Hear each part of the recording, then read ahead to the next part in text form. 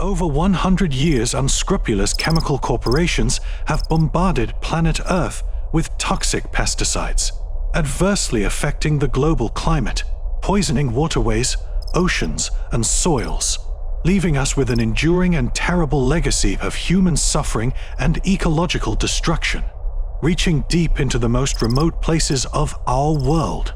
In spite of scientists' warning of dire consequences, such as cancer and genetic mutations, these merchants of toxins wage an inhumane and deadly war against nature, indiscriminately exterminating any undesirable organisms, mammals, birds, insects, plants, and fungi, to increase agricultural profits for economic growth, supposedly for the betterment of human life. The reality is, though, that they destroy the very web of life for nothing but corporate greed.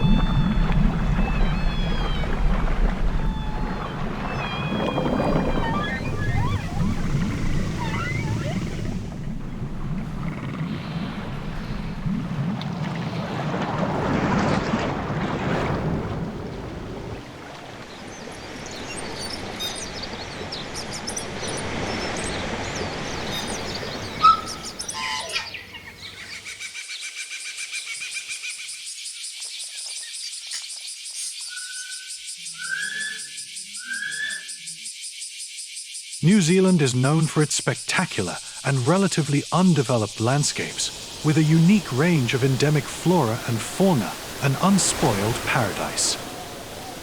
Tourists from all around the globe flock to our country to enjoy our natural world. Before COVID-19, tourism was New Zealand's largest export industry.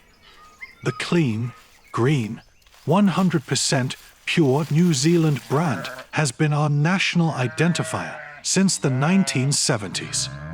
The global consumer market is sold on our wholesome green branding, and the whole of New Zealand is literally banking on it. In a Radio New Zealand interview in May 2018, Tourism Minister at the time, Kelvin Davis, was questioned if this 100% pure image was accurate. Minister Davis stated, "It is not an environmental standard, it is a marketing strategy." So, you have to see it in that light. It's natural that it evolves. So, let's look how it has evolved since 2018.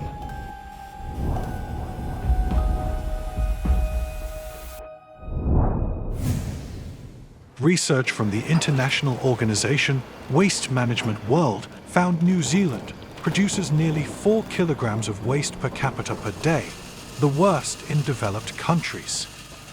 The catchwords biodegradable and recyclable have become misconstrued, and the pollution of planet Earth continues unabated with excessive packaging, single-use plastics, and throwaway consumer articles. Recycling is in itself a very energy and resource-consuming process. We need to have some very stringent packaging regulations and stop fooling ourselves. Fact is, everything biodegrades eventually. Nature will, given time, in hundreds and thousands of years, break down anything. But into what is the question? What chemicals, toxins, and gases will be released in the breakdown process, and how will they react in contact with other substances? What synergistic toxicity will they create? How many wild animals will get killed by eating plastics or get entangled in our waste and die a prolonged and cruel death? The only way we can stop this avalanche of waste is to reduce our rampant consumerism.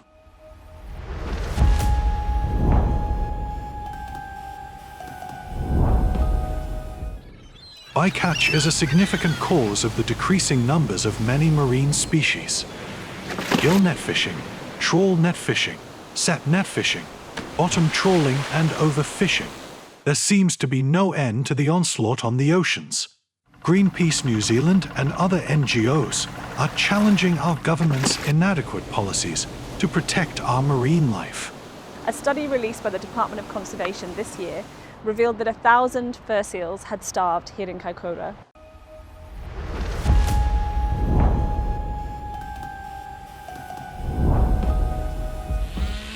Converting pastures to exotic commercial forests and planting 5 billion pine trees, Pinus radiata, to supposedly mitigate the climate crisis is the height of deceit and hypocrisy. The truth is, our government has opened the floodgates to monoculture pine forests under the mantle of carbon farming, totally ignoring the numerous catastrophic impacts this industry has on the environment and the people. Degradation of landscapes, displacement of native species, acidification of soil, increased erosion and sedimentation, flooding, alteration of water yields, wildfire risks, wilding pines, all of which cost the New Zealand taxpayer billions to mitigate. The pollution caused through the industry's very high use of toxic chemicals, from herbicides to wood preservatives, is just as alarming. The fallacy is that over 83% of the total New Zealand plantation harvest is exported, emitting thousands of tons of carbon along the way, until the process emits more carbon than pine trees sequester.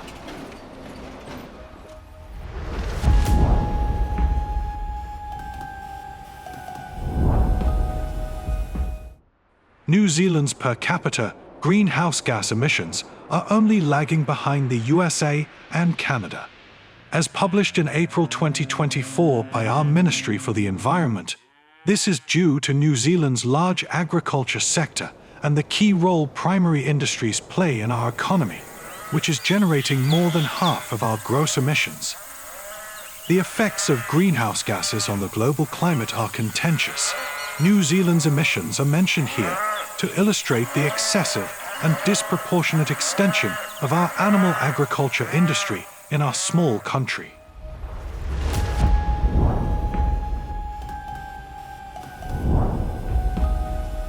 For many years, scientists have highlighted the magnitude of the shocking state of our waterways.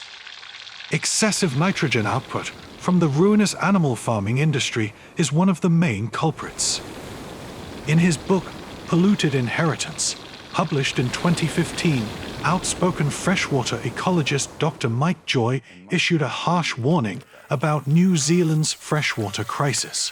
What the farming groups tend to hear is so much propaganda from their own industry and so little honest reality that they tend to be shocked when they first hear it and they run back to the industry to get the story that suits.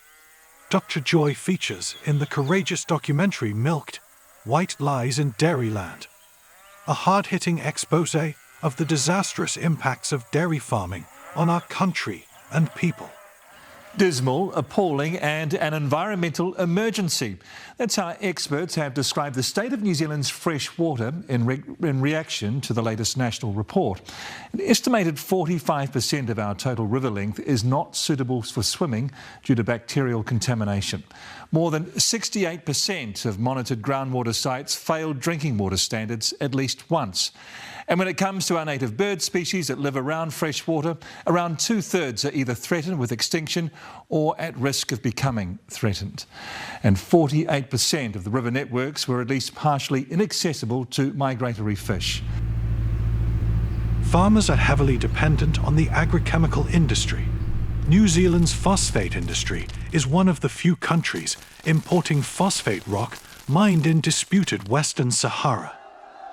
A toxic waste product of the fertilizer industry is fluoride. In 2023, just as the US federal court ruled fluoridation poses an unreasonable risk to human health, 14 councils in New Zealand received a directive from the General Director of Health to fluoridate their town water supplies, supposedly to improve the dental health of our children. When I was at dental school, we were taught that children need fluoride for their teeth. Well, the science has changed, and I now question the effectiveness of swallowing fluoride.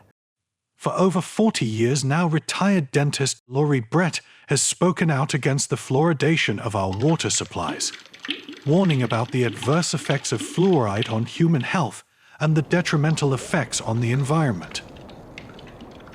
We are one of few countries to have a high percentage of fluoridation.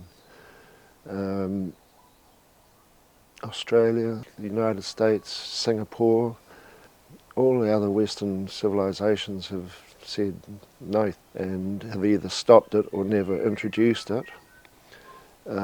Japan, they've said no, never. The damaging effects are too readily observable.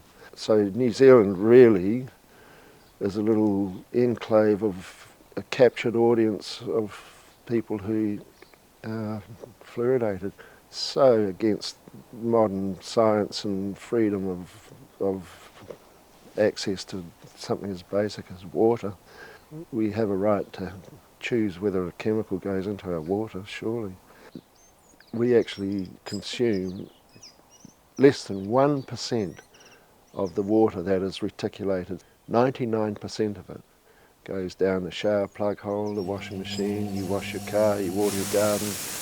In Auckland, we're paying as ratepayers to distribute over 2,000 tonnes of this toxic waste every year into the ocean, which is illegal. International agreement is that you cannot release fluoride contaminants into the water or into the air or into the soil. And as a poison in the water, it remains bioactive. It continues to be a poisonous presence in the water, so that you're having an environmental effect in that way. Cool. Fluorine, the element, is the most reactive element on the periodic table, apart from the synthetic radioactive ones that mankind has made, so that it reacts with absolutely everything and anything. Phosphate rock is not only contaminated with arsenic, cadmium and lead, but is also high in uranium, which most countries do not filter out of their fertilizer. Given New Zealand's extremely high use of phosphate fertilizer, our soil and farming areas have by now accumulated high concentrations of uranium, which end up in the food chain. High levels of uranium exposure can cause significant medical effects, such as kidney damage, lung cancer, and potential damage to other organs. Another immoral aspect of New Zealand's animal agriculture is the fact that New Zealand is by far the biggest importer of palm kernel expellers in the world.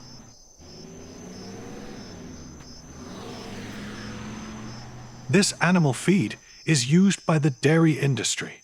Without PKE, our dairy farmers could not feed their enormous dairy herds. Tragically, this results in the destruction of Indonesia's rainforests and orangutan habitats to make room for the palm plantations.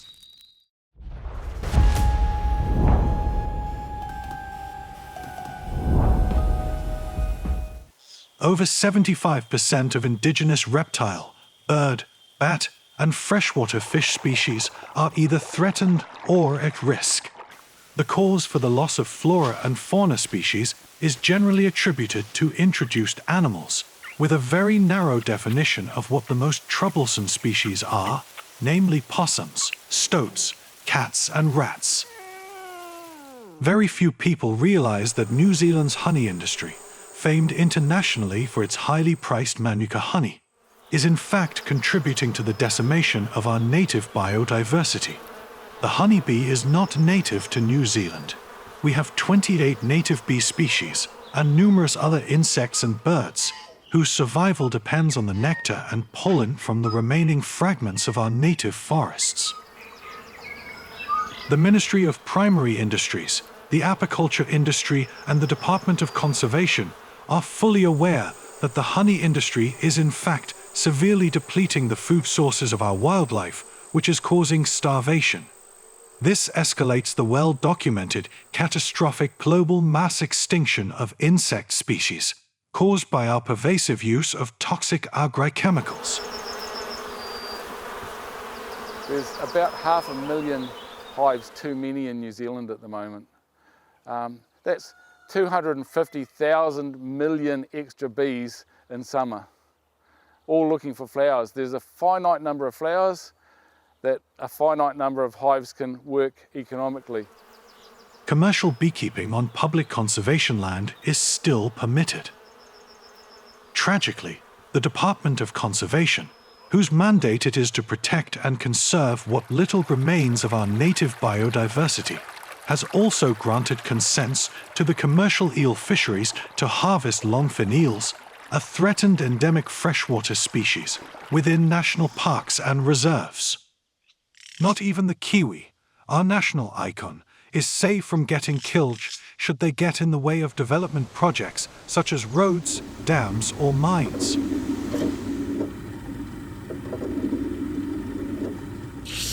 This brief summary lists only some of our environmental emergencies to illustrate how our country has evolved and clarifies that New Zealand is not, by any means, the clean green paradise our government wants us to believe, nor are we heading into the right direction. Business continues as usual. In fact, the rape and pillage is now being stepped up dramatically. In March 2024, the Luxon government introduced the so-called Fast Track Approvals Bill.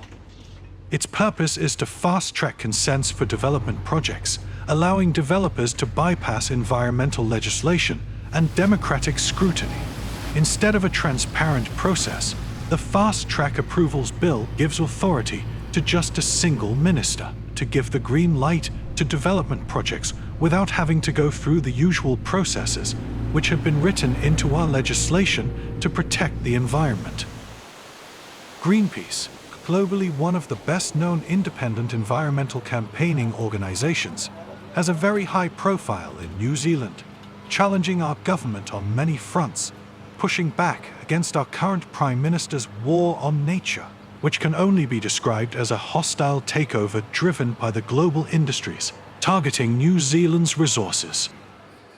So this morning we're announcing our new fast-track consenting one-stop shop regime.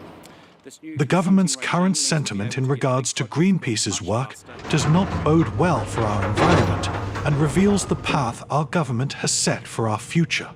As you know, I'm the Minister for Resources, not of Resources, because I'm pro-resources.